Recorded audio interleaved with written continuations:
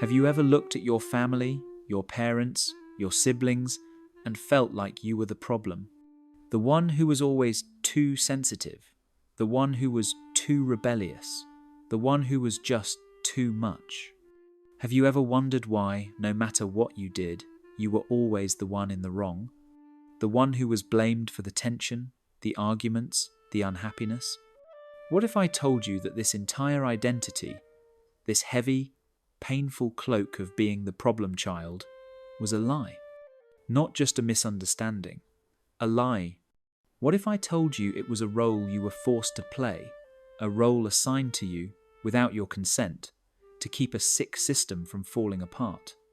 If this sounds familiar, you are in the right place. Today, we are pulling back the curtain on one of the most cruel and insidious forms of psychological abuse: the family scapegoat. Let's begin.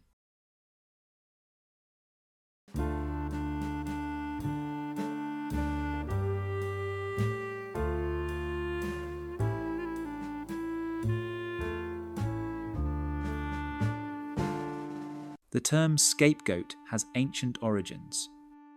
In biblical times, a goat was ritually burdened with the sins of the community and then cast out into the wilderness, taking those sins with it. In modern psychology, the dynamic is harrowingly similar. In a dysfunctional family system, particularly one ruled by narcissistic, emotionally immature, or disordered parents, a scapegoat is a designated child chosen to carry the family's collective sins.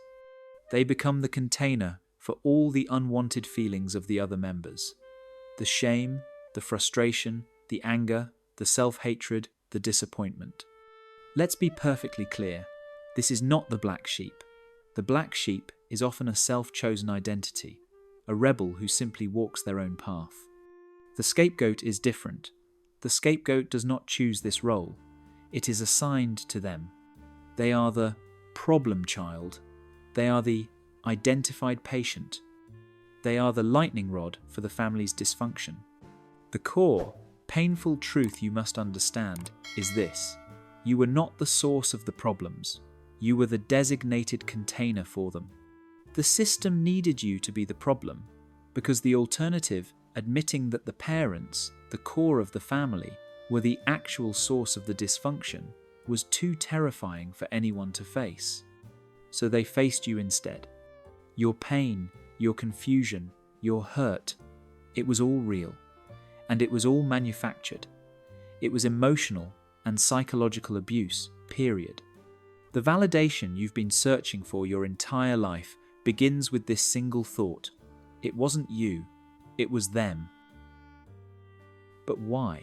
Why would a family do this? Why would parents, who are supposed to love and protect, single out one of their own children for this kind of treatment? The answer is not comfortable. It lies in the desperate, toxic mechanics of a dysfunctional system. All systems, including families, instinctively seek one thing: homeostasis, balance. In a healthy family, this balance is achieved through communication, respect, flexibility, and love. Problems are acknowledged and solved. In a dysfunctional family, balance is achieved through rigid rules, denial, and control. Problems are not solved, they are managed. And the primary tool for managing them is to externalize them. This is where the psychological engine kicks in. The two primary fuels for this engine are projection and denial. Projection is a psychological defense mechanism where a person unconsciously takes their own unacceptable qualities or feelings and attributes them to someone else. A parent who is deeply ashamed of their own failures doesn't feel that shame. Instead, they look at their child and say, "You are a disappointment." A parent who is pathologically selfish doesn't see their own selfishness. They look at their child's simple needs and call them demanding and selfish. A parent filled with unexpressed rage doesn't own that rage. They poke and prod their child until the child finally explodes, and then they point and say, "See, you are the one with the anger problem." The narcissistic parent, in particular, is a master of projection. Their entire sense of self is a fragile house of cards built on a fantasy of perfection. They cannot, under any circumstances, admit to being flawed, wrong, or inadequate. This creates a massive amount of psychological trash, shame, insecurity, rage. This trash must go somewhere. It cannot stay inside them. It must be projected onto a target, the scapegoat.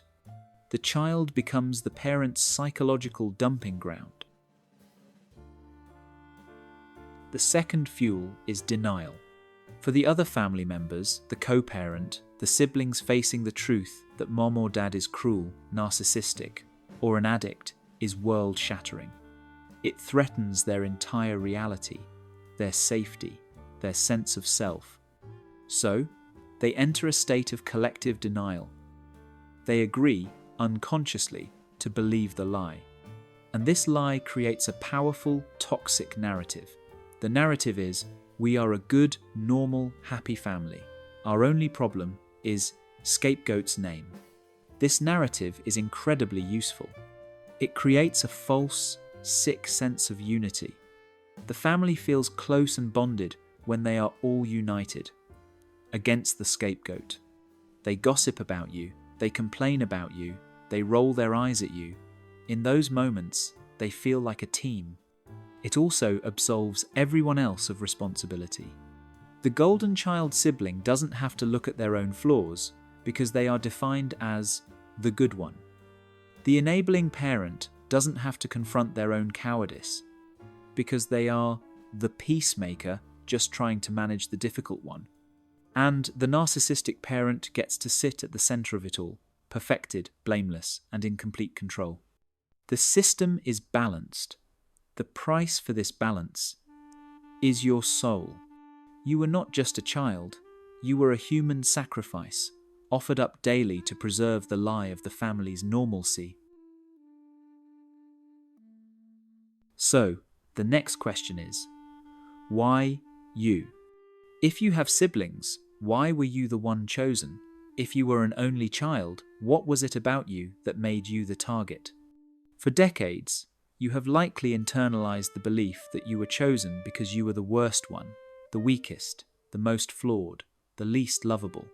This is the family's greatest lie, and it's the one we must destroy right now.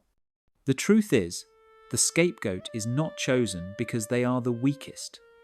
In almost every case, the scapegoat is chosen because they are, in some way, the strongest. You weren't chosen because you were bad. You were chosen because you were a threat. Your very nature threatened the toxic, fragile system. Let's look at the common traits of the children who are selected for this role. See which ones resonate with you. 1. You were the truth teller. Children are born with a clear sense of justice and a sharp eye for hypocrisy. But while some children learn to go along to get along, you didn't. You saw the dysfunction and you named it. You were the one who asked, "Why is Dad always so angry?"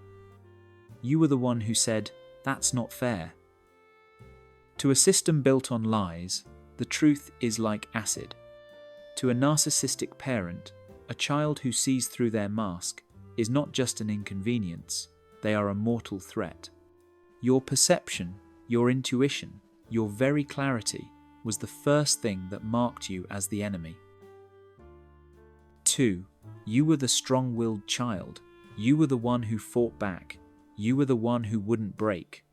When the system tried to impose its absurd rules, you resisted. When they tried to gaslight you, you argued. When they tried to blame you, you defended yourself. This rebellion was not a sign of a bad kid. It was a sign of a healthy kid trying to survive an unhealthy environment. Your intact sense of self, your spirit, your refusal to be crushed, this was intolerable to a control-obsessed parent. They needed to break you. The fact that you fought back so hard only made them concentrate their fire on you. They saw your strength as a challenge. 3. You were the different child. Perhaps you were highly creative in a family that valued conformity. Perhaps you were deeply sensitive and empathetic in a family that was cold and transactional. Perhaps you were book smart in a family that valued sports, or vice versa. Whatever it was, your differentness made you a foreign object. You didn't fit the mold, and because you were different, you were an easy target to other. It's easy to blame the one who doesn't fit in. Your uniqueness was a threat to the family's rigid demand for conformity. 4. You were the reminder. Sometimes, a child is scapegoated for reasons that have nothing to do with them at all. You might look just like a parent or relative whom the narcissistic parent hates. You might be the child from a difficult pregnancy. You might be the child born just before the family lost its money. You became a symbol, a living, breathing reminder of something the parent wanted to forget. And so, they punished you for their past. Look at that list: truth-teller, strong-willed, empathetic, creative, perceptive. These are not weaknesses. These are superpowers. You were chosen because you were the one who was most likely to see the truth, speak the truth, and survive the resulting backlash. You were the strongest, so you were given the heaviest load. And if this is resonating with you, if you are seeing your own story in this, know that you are not alone. We create content like this every week to help you understand your past and reclaim your future. If you haven't already, please take a moment to subscribe and click the notification bell. It's a free way to support the channel, and it helps us reach more people who desperately need to hear this message. Now, it's time to understand the how. To maintain this illusion for years, decades even, the family must use a specific, devastating toolkit of psychological abuse. It's important to name these tactics. When you can name them, you can see them, and when you can see them, they lose their power over you. This is abuse. It's not tough love. It's not discipline. It's not just how they are. It is calculated, targeted, psychological warfare. Tactic 1. Blame shifting. This is the classic.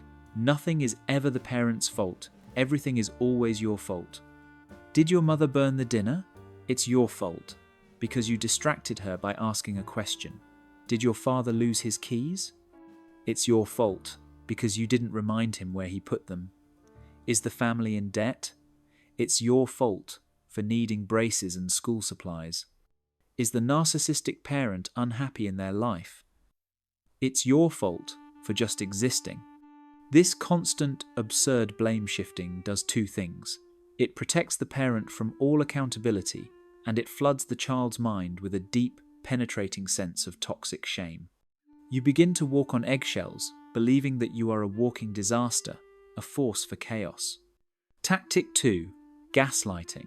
Gaslighting is the systematic denial of your reality. It is the most mind-bending tactic of all. You confront your parent about something cruel they said. The response? That never happened.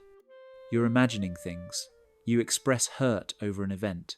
You're being too sensitive. It wasn't that bad. You state a clear memory. You're crazy. You always misremember things. Over time, this erodes your trust in your own mind. You stop trusting your memory, your perceptions, your feelings. You become completely dependent on the abuser to tell you what is real. It is the ultimate tool of control. Tactic 3. Triangulation and the golden child. The scapegoat cannot exist in a vacuum. To define someone as the bad one, you must define someone else as the good one. This is the golden child. The golden child can do no wrong, just as you can do no right. They are showered with praise for the bare minimum, while your achievements are ignored or minimized. This creates a brutal, divide and conquer dynamic. It pits you against your sibling. You resent the golden child, and the golden child learns to look down on you, the problem. This tactic is brilliant in its cruelty. It ensures that you have no allies. The one person who should have been on your side, your sibling, has been turned into your primary competitor and a miniature version of the narcissistic parent. You are completely, devastatingly isolated. Tactic 4. Minimizing, smear campaigns, and public shaming. Your successes are a threat to the narrative. If you're the problem child, you're not allowed to succeed. So, when you do, your achievements are minimized. You get an A on a test. Why wasn't it an A+? You win an award? Well, the competition must not have been very tough. At the same time, your flaws, real or, more often, invented, are maximized. The narcissistic parent runs a constant smear campaign against you, both inside and outside the family. They vent to relatives, to neighbors, to your teachers, sighing about how difficult you are. They tell embarrassing stories about you at family gatherings, framing them as funny. This ensures that the "you are the problem" narrative is cemented. Everyone sees you through the lens the abuser has created. Even when you try to get help, you're not believed. But your mother is so nice, they say. You are trapped. No one emerges from a childhood like this unscathed. The role of the scapegoat is not something you just get over. It becomes the bedrock of your identity. The label is tattooed onto your psyche, and it dictates the entire course of your adult life. The first and most profound scar is internalized shame and C-PTSD. You don't just feel shame, you believe you are shame. You move through the world with a chronic baseline assumption that you are fundamentally flawed, broken, and unlovable. This often manifests as complex post-traumatic stress disorder, or C-PTSD. It's not the one big event of classic PTSD, it's the death by 1,000 cuts of prolonged relational trauma. It's the constant anxiety, the hypervigilance, always scanning the room for danger, the deep, crushing bouts of depression, the emotional flashbacks that send you reeling from a simple, innocent comment. The second scar is the repetition compulsion. This is the tragic irony of trauma. We do not seek out what is healthy, we seek out what is familiar. So, as an adult, the scapegoat often finds themselves in relationships that repeat the exact same dynamic. You find narcissistic partners who blame you for everything. You find one-sided friendships where you are the giver and they are the taker. You find bosses who exploit you and minimize your contributions. These dynamics feel normal, they feel like home, and you subconsciously play out the role, still trying after all these years, to finally be good enough to earn the love and approval that was always withheld. Finally, there is the devastating difficulty with boundaries. As the scapegoat, you were trained, from birth, not to have boundaries. Your no was seen as rebellion. Your need for privacy was seen as hiding something. Your right to your own feelings was seen as selfishness. As an adult, you don't even know what healthy boundaries look like. You feel guilty for saying no. You over-explain yourself. You apologize for existing. You allow others to treat you poorly because you believe, deep down, that you deserve it. This is the legacy of the scapegoat. It is a life lived in the shadow of a role you never auditioned for.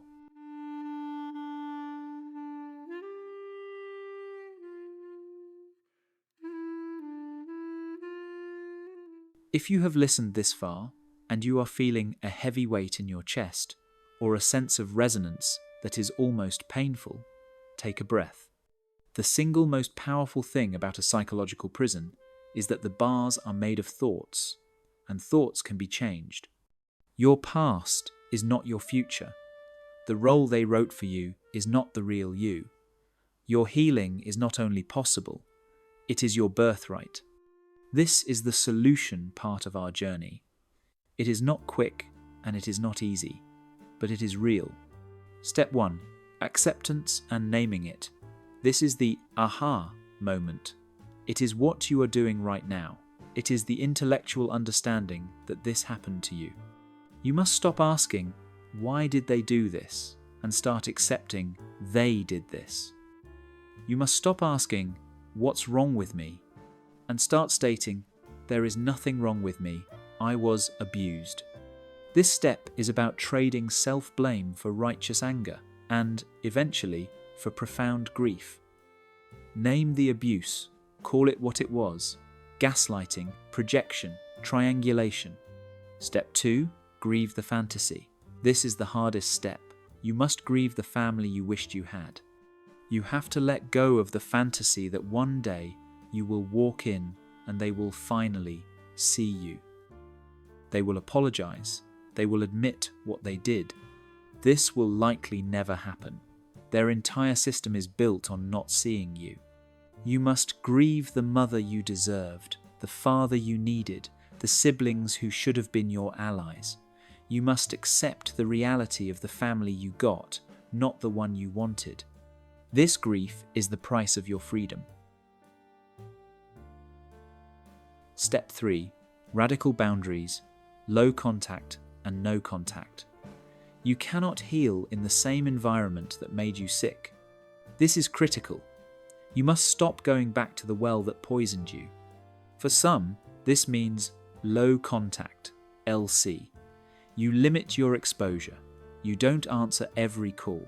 You don't go to every holiday. You keep conversations superficial. You share zero personal information. You grey rock them, becoming as boring and unresponsive as a plain grey rock. For many, healing only begins with no contact, NC. This is not a punishment. It is not an act of aggression. It is the ultimate act of protection. It is you, the adult, finally stepping in to protect the child inside you that no one else ever did. It is a declaration that your sanity, your peace, and your future are more important than their access to you. Step 4. Rebuild your true identity. The final beautiful step. If you are not the problem child, who are you? For the first time in your life, you get to answer that question. Who were you before they told you who to be? This is where you find yourself. You go to therapy, specifically with someone who understands narcissistic abuse and C-PTSD. You rebuild your sense of self-worth from the inside out. You find new, healthy people. You learn, slowly, to trust. You build a chosen family that reflects your true worth. You rediscover your passions, the creativity, the sensitivity, the empathy that they punished you for. These are your gifts. You turn them back on. You use them for yourself.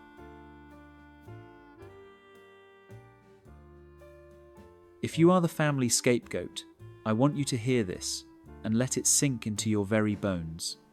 You were not the problem. Your power was the problem. You were not the source of the darkness. You were the one who exposed it.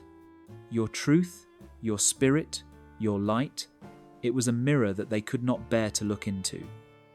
So, they tried to shatter it. They failed. The fact that you are here, seeking answers, means they failed. Your survival is a testament to your strength, and your healing is the ultimate act of reclaiming your narrative. You are not the scapegoat. You are the survivor. You are the cycle breaker, and you are, finally, free to be yourself. The healing journey is long, but it is one you no longer have to walk alone. If you see your story in this video, please share your experience in the comments below. Reading the stories of fellow survivors is a powerful, validating reminder that you are not crazy and you are not alone. Let's create that community of healing right here, today.